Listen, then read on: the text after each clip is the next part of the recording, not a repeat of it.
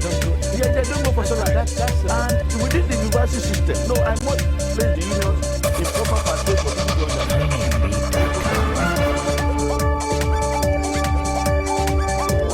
Hello and welcome to the program. It's now official. Nigeria is out of recession. The National Bureau of Statistics last week announced the country is now out of recession after recording a GDP growth of 0.55%. Now, statistics from the Bureau show that the GDP growth rate for the second quarter of 2017 inched up by 0.55%, a leap, of course, from the negative figure of minus 0.52% recorded in the first quarter and year-on-year growth of 2.04% from the second quarter of 2016. Now, there's no question at all that the 0.55% is quite small, but when you consider the fact that for a country that has recorded 5 consecutive contractions before this later positive figure, then the meaning of this would begin to hit home.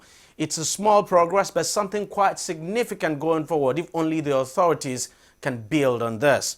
Analysts say the outlook for more growth looks positive for Nigeria with the current economic diversification efforts, which of course sees efforts being given to agriculture and mining industry. Now, they believe that the economy can only get better and better if there are no attacks on oil facilities and production is increased and Nigeria earns more money. The statistics show Nigeria's oil output has ramped up to 1.8 million barrels of oil per day from a low of 1.3 million barrels in 2016 following government peace talks with militants in the country's oil-rich Niger Delta region. The government response has been that of cautious optimism, with President Muhammadu Buhari saying there's still much to do as the pocket of Nigerians is still in recession as a result of the prices of foodstuff, which is still high. Joining me right now to make more sense of all these figures we are seeing is Johnson Chukwu, who is an investment banker and the managing director of Cowry Asset Management, an investment bank based in Lagos. Mr. Chukwu, you look at the new GDP figure. I mean, a growth of just 0.55% is quite small when you consider the fact that South Africa, in the case of South Africa now, the growth was by over 2%.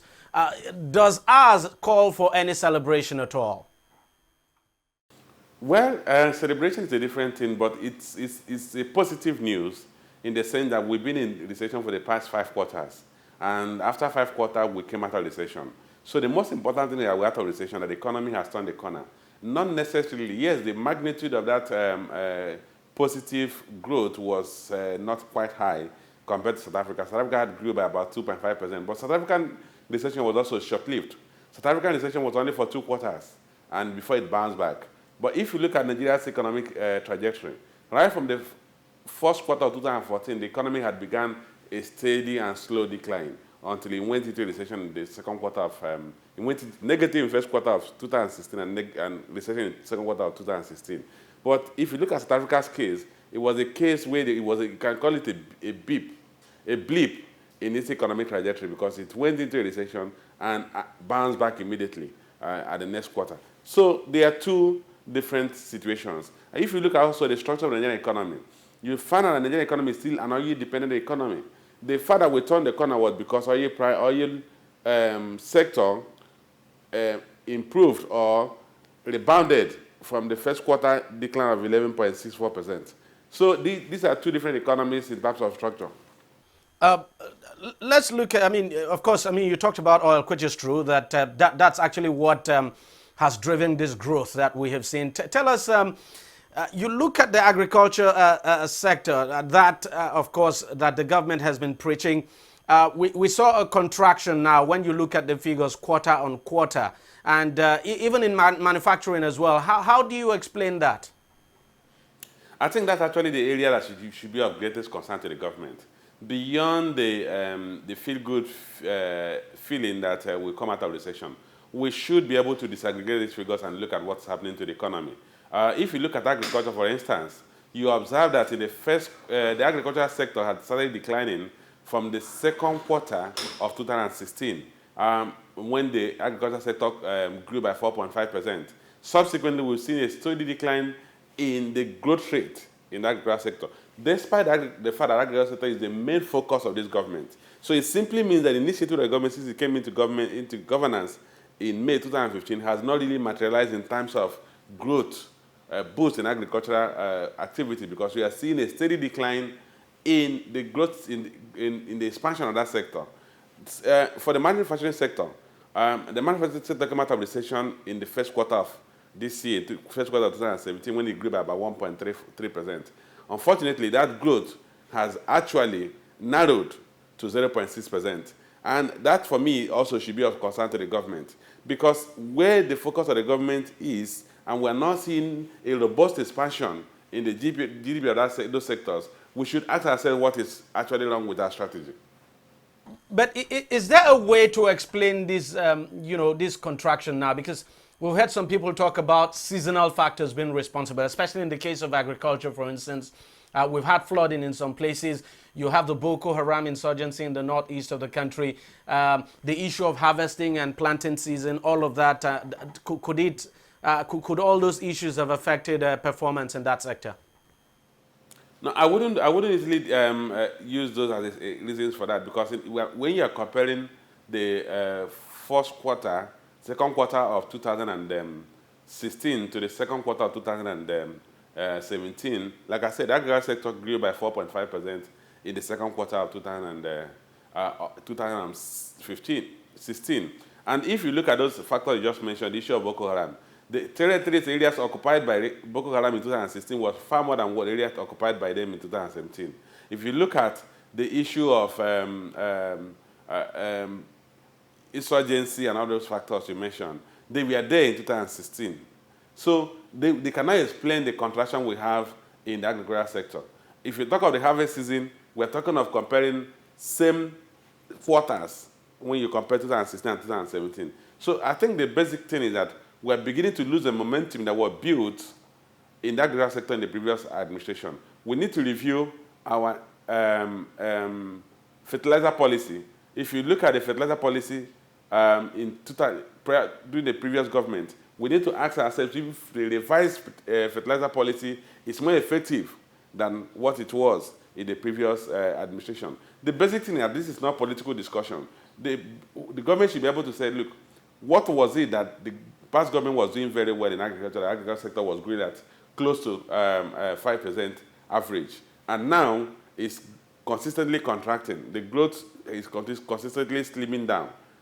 So there must be something that the previous government did very well in agriculture we should take up, we should continue now. I think some of the revisions we've adopted in the policy as it relates to agriculture are not as effective as one would have expected. And it's time that these figures should be the time these figures should actually give the government reasons to review the policy as it relates to agriculture. Let's talk about some other issues. I mean, the fact that, as we have been told and as we have seen too, that the growth that we have seen was actually propelled by growth in the oil sector. Of course, there's stability in the Niger Delta for now. Oil output has gone up, but of course there must be risk, with the fact that this growth we're seeing is, it's been driven by the oil sector. Because if anything happens to the oil sector now, it means we're back to square one, right? Yes, it simply means we are still an oil economy, like I mentioned earlier. Unfortunately, efforts to diversify the economy away from oil has not really yielded the much desired fruit that one was expecting. If you look at the GDP in the first quarter and compare to the GDP performance in the second quarter, you realize that even the real sector, the non-oil sector, is actually growing at a slower rate. The non-oil sector grew at 0.72% in the first quarter of 2017, only to grow at 0.45% in the second quarter of 2017. So the actual recovery of this economy that we witnessed is coming from oil, which in the first quarter contracted by 11.64%, but interestingly grew by 1.64% in the second quarter of this 2017. And so you can actually ascribe the performance that we've seen to oil and gas sector. But like you mentioned earlier, it also means that we have an elevated risk as it relates to the dependence on a single product for the fortunes of the economy. The improvement we saw in oil and gas sector that led to production at about 1.84 million barrels per day against 1.69 million barrels in the first quarter of this year was largely driven by the initiative of the federal government to adopt a reapproachment method to reach out to the Niger Delta people, including increase in the payment to militants under the amnesty program. And that, to a large extent, assuaged the angers or the ill feelings among the inhabitants of that area and reduced the rate at which oil pipelines were breached.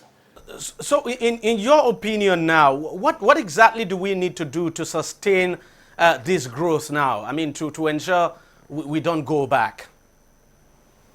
Well, in the short to medium term, the most important thing we need to do is to maintain the peace in the Niger Delta. Secondly, we need to immediately pass the petroleum industry governance bill so that the appropriate fiscal framework is available for further investment into the oil and gas sector. Then the third thing we need to do is to stimulate private sector growth by addressing the issue of availability and cost of funds to the private sector. The government's massive borrowing has carried out the private sector, so you realize that a lot of private sector investment is not going in. And that may explain why you are seeing the growth in the manufacturing sector reducing or declining and the growth in the agriculture sector declining. We need funding, we need credit availability and at a reasonable rate or price for you to stimulate growth in the private sector. And as the president said, which is quite true, that he doesn't believe things are good until Nigerians begin to feel the impact in their pockets. I mean, so to speak. How do you explain this seeming contradiction where you can be having growth in terms of GDP, but you look at the living standard of the people, no improvement at all? Well, two things will impact the living standard of people. One is a reduction in unemployment level so that more and more people will have jobs to earn income, and two, a reduction in the inflation rate. If you look at the misery index, it's basically when you juxtapose the rate of unemployment and the inflation rate. So to reduce the misery index in the country, one, we need to take measures to improve the unemployment level. And that will come when we stimulate growth, material growth in the sector that create employment. Unfortunately, the oil and gas sector is not a huge employment creating sector. So you need to look at the agricultural sector, you need to look at the manufacturing sector, which I said that for me is of great concern that those two sectors that create employment are growing but growing at a declining rate. Look at the real estate sector, it's still in a recession. Look at the trade sector, it's still in a recession. So these sectors need to begin to grow. We should have an economic growth rate above our population growth rate. Today we have a population growth rate about 2.6%, but unfortunately economic growth rate of 0.55%. Until you have an economic growth that is materially above the population growth rate, you are not going to see improvement in living standard. You are not going to see improvement in per capita income. Then the other factor is the rate of inflation. I did mention earlier that we need to drive down the rate of inflation to a lower single digit so that earnings of those who are on wages will be able to command reasonable quantity of goods and services to improve their living standards. Going forward, I mean, what would be your own forecast in terms of the GDP figures? You think the next time the figures are released, it's going to be an upward trajectory? Yes, I want to believe so. Like I mentioned earlier, if we're able to sustain the peace in the Niger Delta and crude production remains around the 1.8 million barrels per day, or even improve beyond that, and if we're also lucky that crude price remains in the range of $50, then that key propeller of economic activity in the country will be there, and then you should have a sustained performance in GDP figures. If you look at the most important, we must recognize that the oil and gas sector has a very pervasive effect on the economy because it accounts for 90% of foreign exchange earnings. So when the oil and gas sector is strong, it has effect on the manufacturing sector, the trade sector, virtually all the sectors of the economy. We need to, once we sustain the performance of the oil and gas sector, you should be able to sustain the positive performance in the GDP. If I'm to forecast, I believe that the GDP will still come at a print of between 0.5% and 1.5% throughout the remaining quarters of this year. You're not looking at something around 2.5%? No, that would be quite ambitious. Well, we just have to wait and see. Mr. Johnson Chuka, thank you very much for joining us on the program, and thank you very much for sharing your thoughts with us. We'll take a short break, and when we come back, we'll be talking about something else. Every day, every hour, and every minute, news break in Nigeria. Things happen so fast, it's most times difficult to track and comprehend them. But that's what we do right here on DEJI360. 2015, would you want to come back again? It's like asking Jesus Christ if he knew he was going to die, will you want to come back as the savior of the world again? We do not just help you track the stories, we break them down, explore all the angles, analyze the issues so that you can fully comprehend the stories and use them to make the right decision.